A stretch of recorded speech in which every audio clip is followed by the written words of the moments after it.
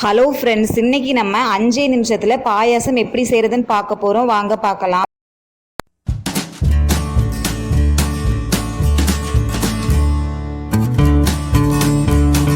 இந்த பாயாசம் செய்கிறதுக்கு நான் தண்ணி சேர்க்காத பால் 1 கப் எடுத்திருக்கேன்.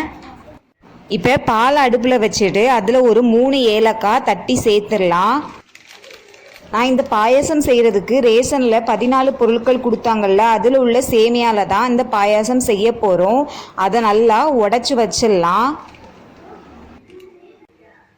இப்போ பால் கொதிச்சிடுச்சு. அதில் 1/2 கப் சர்க்கரை சேர்த்துடலாம்.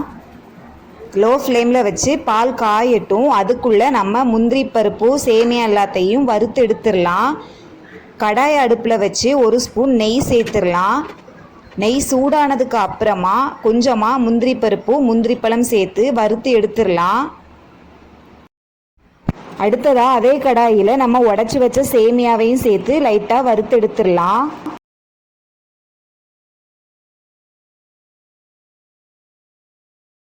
இப்போ பால் நல்லா காஞ்சிடுச்சு. நம்ம வறுத்த சேமியாவை அதில் சேர்த்து கிளறிடலாம். கிளறினதுக்கு அப்புறமா அது ஒரு 2 நிமிஷம் நல்லா வேகட்டும்.